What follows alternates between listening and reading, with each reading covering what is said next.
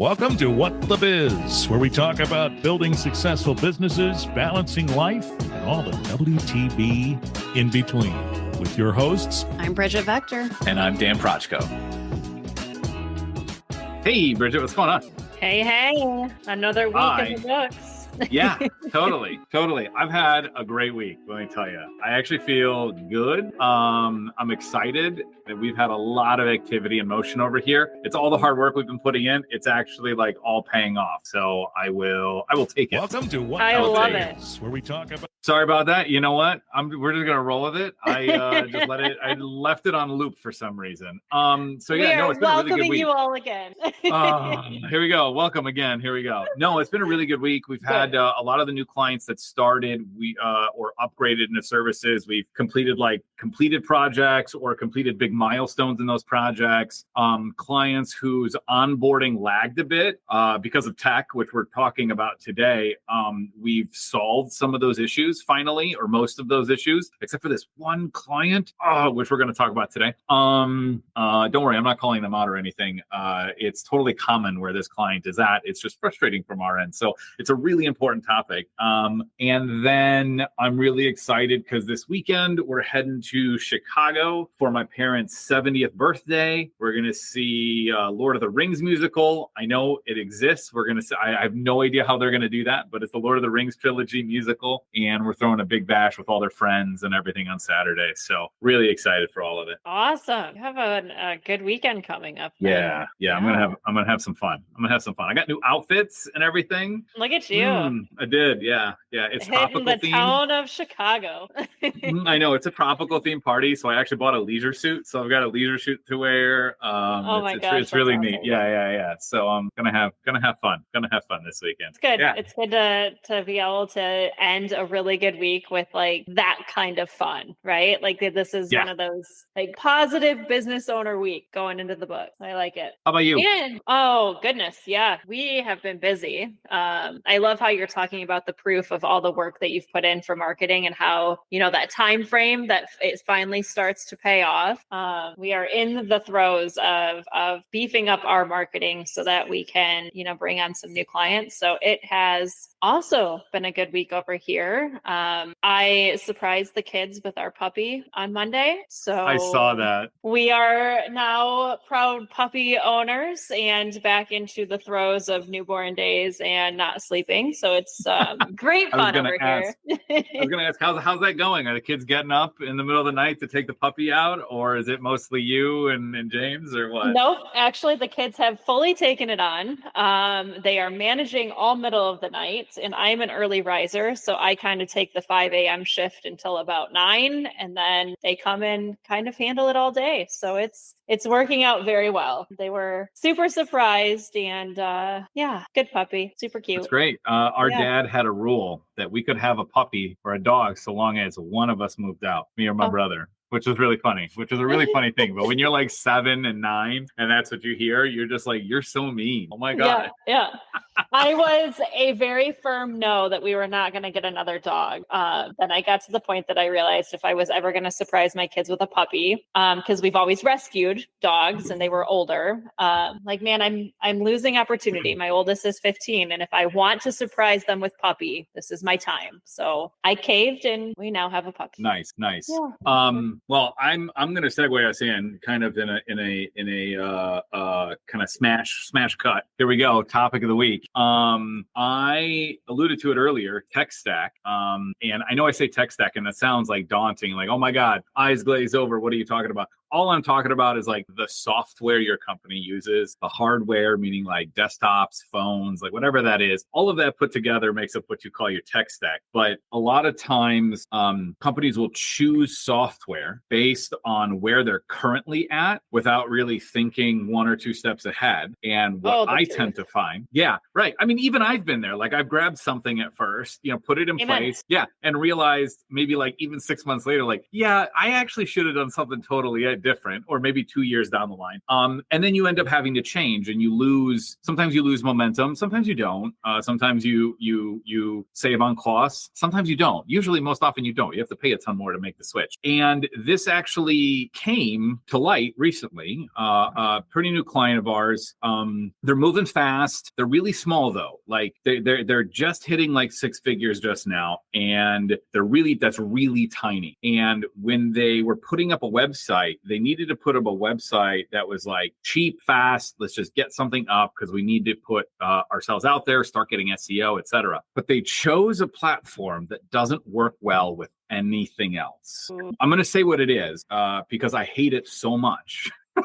It's actually the GoDaddy website and marketing like builder that they have, where you can like pay for this website thing that's known as a WYSIWYG. What you see is what you get, which is very similar to Wix, and I have opinions about that one as well. But Wix works with a lot more things. But they have their whole tool, and we are trying to do some advertising campaigns and do some tracking. And to do that, we need to be able to put analytics on the site. And more than that, track that a form is submitted or that like a purchase happens. And their tool is so basic that you can't do any of it. All you can do is design a page, put content on it, and track. And you can put analytics on it, but all you can do is like track that something's happened. You can't tie it back to, oh, I paid for ads. That person who just subscribed, did it come from my ads? That purchase I just had, did it come from my email? Did it come from my ads? Did it come from a billboard, an event I paid for? Like, you can't tie that together. And so it was funny because I was on tech support with GoDaddy trying to figure this out. And they're sending me these support documents that GoDaddy has, but they're so basic that these support docs are just how to implement analytics, how to install analytics, how to track traffic, nothing to do with conversion. And I was pulling my hair out, and I had a feeling it wasn't possible, but long story short, too late. I now have to go to the client and tell them, hey, you have to build a whole new website. Like, this is not going to work for you whatsoever. It's a really long story to basically say that, yeah, there's things that small companies need now, and we've all been there. But what's that plan for, I'm growing? Is this what I need in, say, 6 months or a year when I've doubled in size? And what is that cost for making that change? I've just run into, this isn't our first client that's had this happen. It's just been very top of mind. But have you run into that at all? I mean, you yourself, have you felt it? Oh, yeah, I would say us personally, just because I feel like when business owners are starting out, right, they're just trying to do the best they can to get revenue flowing into their business. Like, that is, here's our goal. This is what we want to do. We need money is essentially where every business owner goes. And we run into it a lot with businesses that set themselves up on a certain payment platform, but that payment platform can't grow with them. I would even say website limitations. We've run into it because if their website can't support, if they need to collect, somehow bill or collect from their website, there's been some weird limitations with what they want to use, or maybe like cart things they're using. And I feel like it's very hard when you're first starting out to have that future vision if somebody that hasn't already gone through the headache doesn't point it out to say, okay, wait, yes, you need this, but what is the best for as you grow and what's going to support you as you get to that next level? I know us personally, we've kind of faced a few of those things, but in our coaching groups, for those that are getting into like the accounting or bookkeeping field, starting their own businesses, we actually built like this is the tech stack you should use for the future to give them that upper leg so they don't have to trip over the same hurdles that we tripped through. So it's tough. I feel like doing your research and maybe finding some partners to kind of reach out to is where, the benefit really comes for new business owners, especially on that marketing side. Like, I feel like you guys probably run into way more hurdles just because of the sheer amount of DIY platforms that exist. Oh gosh, there's so many. Yeah.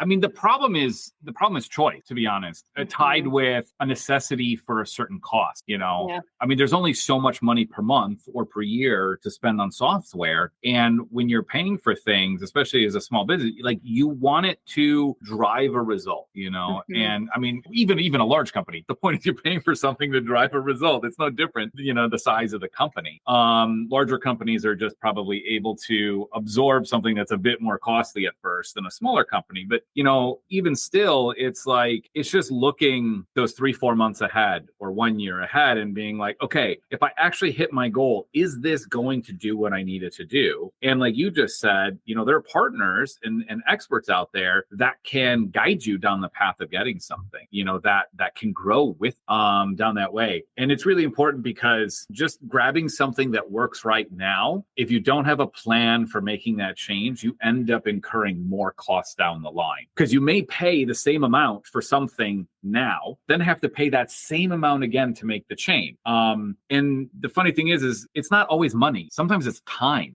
or momentum. And that can be even costlier depending on where you're at in your business and what's going on. So it's just been really interesting. It's been really interesting running into this time and time again and having to fix it. Yeah. I think the other thing we run into when I'm thinking about software, and I feel like you and I maybe touched on this just in a conversation at some point, but we run into clients that either try to use new softwares that are coming out that maybe haven't been tested previously, that cutting edge, like, let's try this new software, or some have even tried to develop their own. We are currently, one of our clients is trying to move their invoicing into a completely different customer relationship tool. And it is, how do I put this nicely? It is a train wreck, to be honest. And it's impacting their receivables, like they're not getting paid as fast anymore. So there's a fine line too with how do you move into new software and making sure it's been tested. And then the flip side of that, probably a soapbox I could be on forever, is when softwares get so big, they stop caring about the customers. So there's all these pieces with software, but it's like the most important part of your business. Like, what tech is making your business run and making sure it worked for you? Yeah. So I love that last point. We're going to go back in a second, but I want to talk about, should I use a new tool or establish? Because I've been in this place before. When we started working together, I was on what was considered a new tool. It was Wave Apps. It's accounting platform. I'm gonna call it out. And it was great. It was great for a small company, but we outgrew that. And lucky for us, it was good for what we needed at the time. It wasn't like a wrong choice. We just got lucky in that sense. It was something that was free. They only charged us, with processing invoices.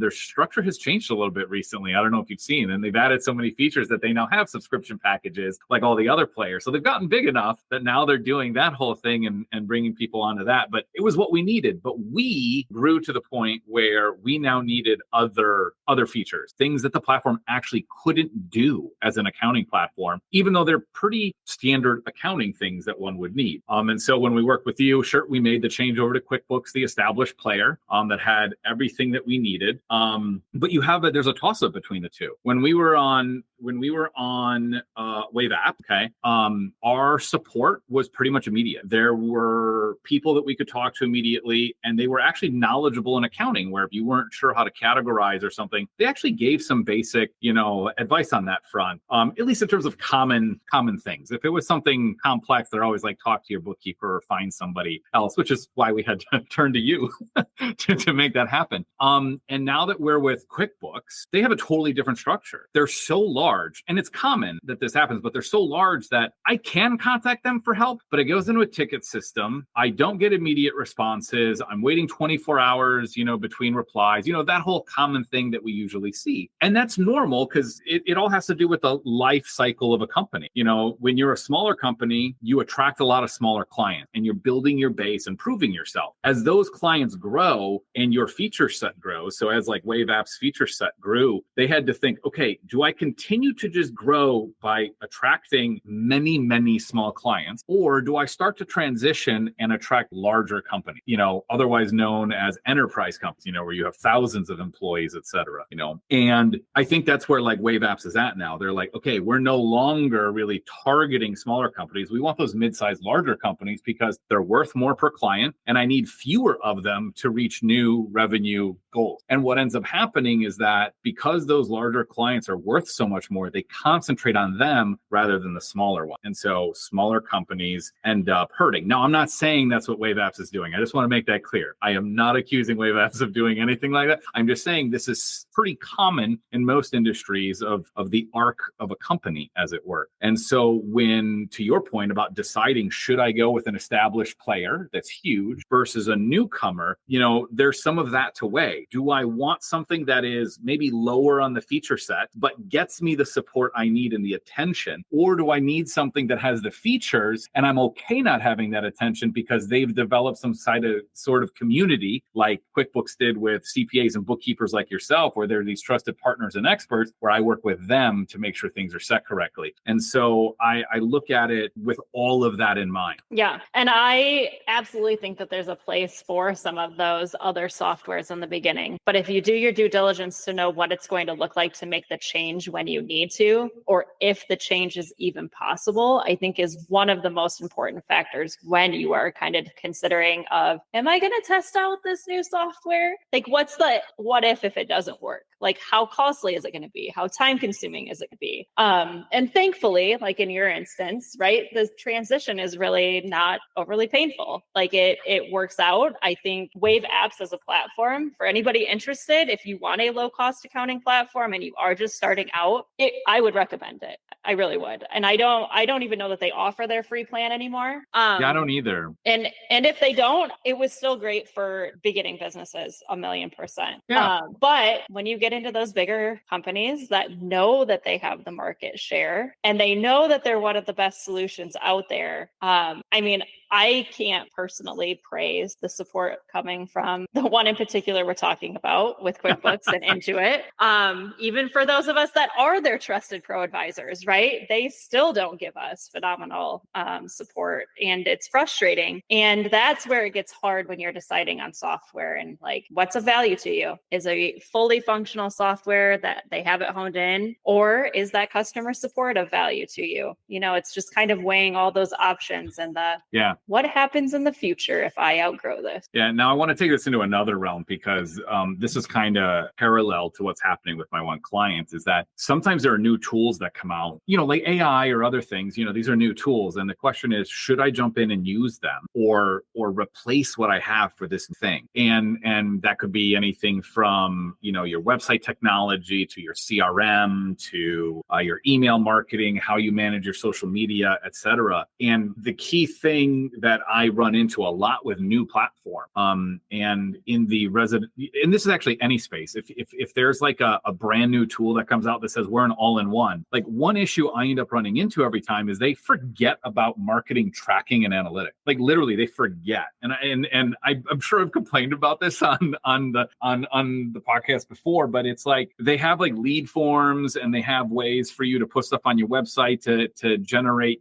requests and submissions, but they don't have a way to track those forms ever. And this whole rant isn't about that specifically. It's more about like, if you go with the new feature or the new tool, they tend to not be fully built, or they work, but they don't have all those features that we're talking that you may need for where you're at. So while they have some features that are like, oh, I'd like that because that's a new thing that the established guys don't have yet. That's really cool, but at the same time, they're lacking on the things you may need. And a lot of stuff today is all based around API. And I know this, again, might get a little bit technical, but APIs are what connect software together. So API is how you can connect your website to your CRM so that somebody, when they fill out a form, boom, that information gets passed there. But then one step further, you connect that CRM to your email marketing tool. So when a new lead comes in, it goes into your email marketing automation, automatically sends them like a welcome sequence. And so APIs help connect all these tools together so that you can get more done. New platforms don't always have those out of the box, or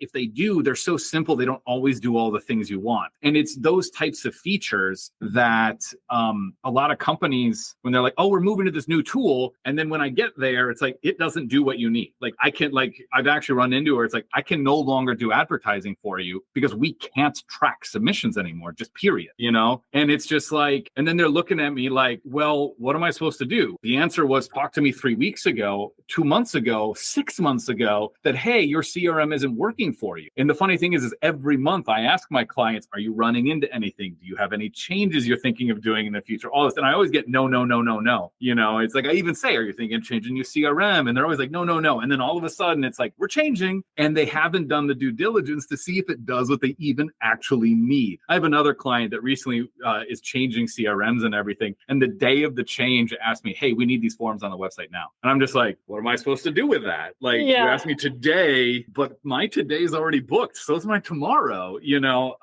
Luckily, they were secondary forms, not the actual lead form. But, you know, things like that really matter, because if you decide to do something that then hampers your ability to advertise or grow or track transactions or something, like, you've just added so much more manual work and complexity to what you have going on. So when thinking about an established tool versus a new one, you know, you really got to sit down and look at, what are all the features I need? What are all the software tools that are connected or even tangentially related? You know, talk with all my partners. Who's doing work for me 3 weeks out, 2 months out, even. Like the longer before you, the further back before the change, the better, because we can actually help you find a better tool or make that migration, you know, more smooth. Because I know you just said it, like, there's always migrations you run into that are like, this is a mess because you told me 2 days before. Yeah.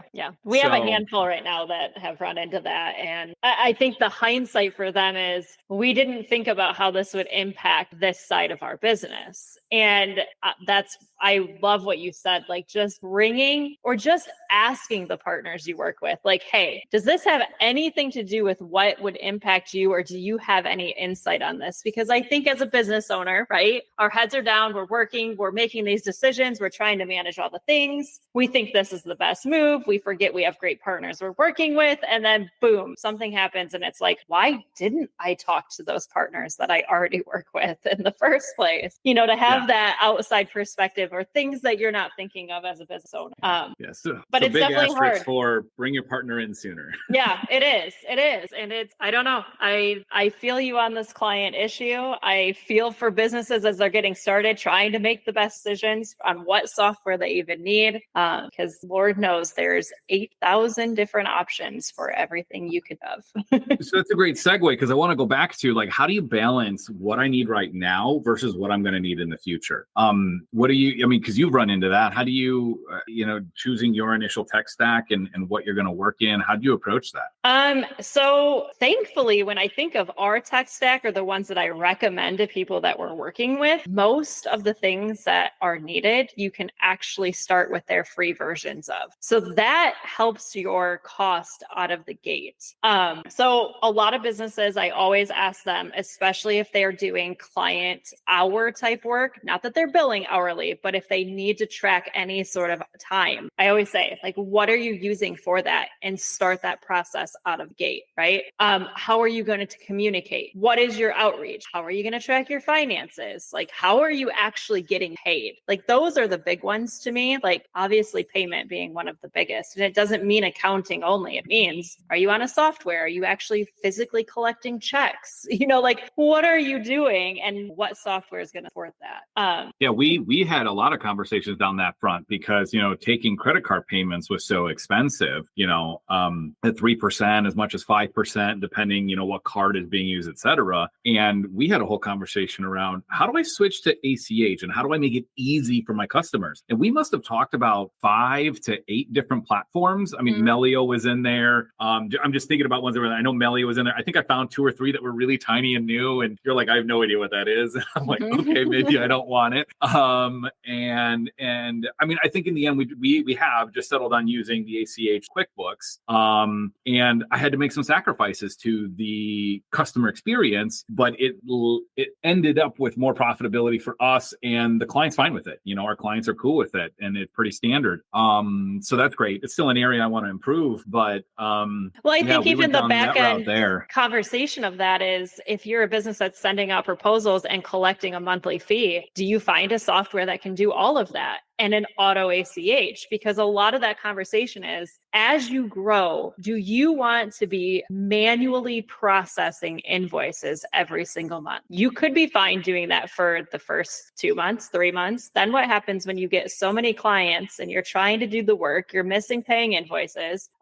So out of the gate, it might seem great, but that's one of those, okay, do I just bite the bullet for a software that's going to do the whole package for me? It's a set and forget. Everything just works. That's a good point, because we run into that a lot. Sorry, go on. Yeah. No, I was just going to say it's one of those softwares that you don't necessarily think about that future of, like, what does that look like when I can't do all this anymore? Yeah, there's a lot of that. Like, if you think about industry verticals, how many pieces of software out there that say, hey, we are the all-in-one for this industry. And if you're an all-in-one, that's a jack of all trades. And don't get me into that whole quote, jack of all trades better than or master of all better than a master of one. But there's a whole quote. I don't even remember it anymore. I'm sounding like a moron right now. But if they're a jack of all trades kind of platform, that probably means they're not good at or the best at all of it. There's some part of that platform that's lacking. I've always seen it time and time again. It's like a scheduling software, but then their invoicing and billing is a little off. Or it's a CRM that also has email, and that email piece is a little weird because it was built later. Or an email platform that says they have a CRM, but the CRM is super simple and doesn't really do what you need. So there's always that. It's always understanding the features you need. The other piece I find is those all-in-one platforms tend to be much more expensive. And what ends up happening is when you're a smaller company, you have this outsized cost at first to go into them, but you may be able to grow with it for a long time. And that's not me saying you should go with an all-in-one, because there's the flip side then, which is, okay, that all-in-one may be expensive. So here, maybe you should look at standalone platforms. But then you have that issue we talked about before of connecting them all together. So always, it's I think you said this most important,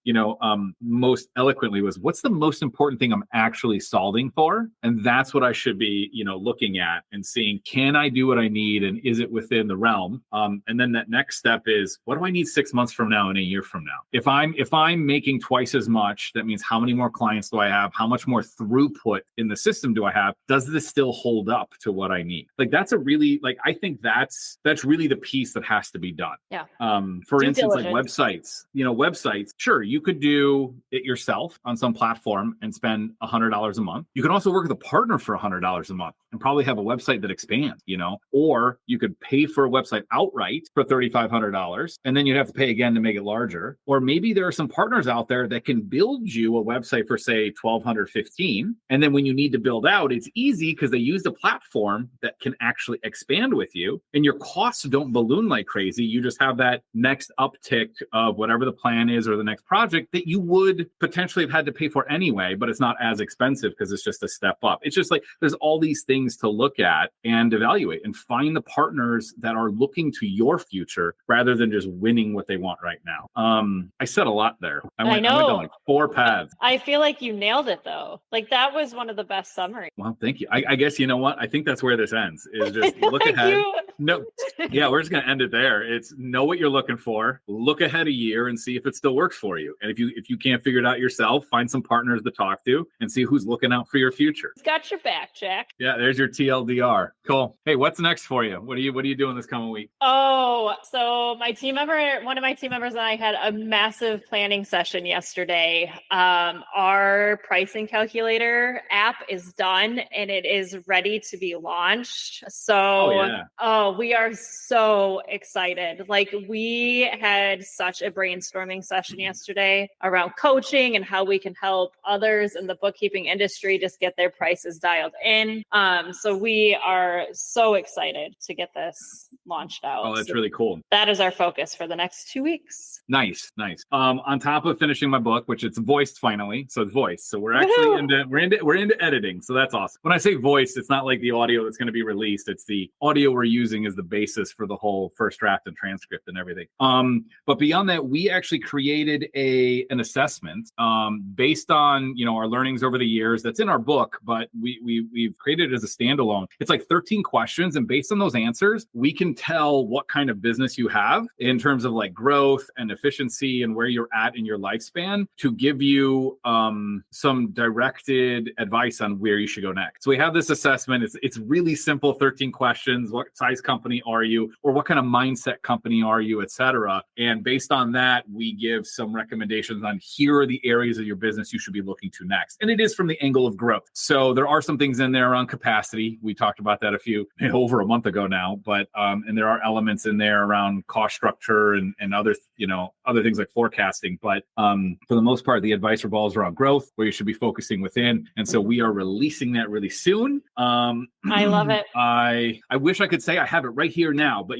maybe next week. That's what I'll have. I'll have it available. I'll give a link, and small businesses can take that. And it's all geared toward going from 6 to 7 figures. So we have our whole system that helps do that. So we have this assessment that's coming out real soon. Love it. Super valuable.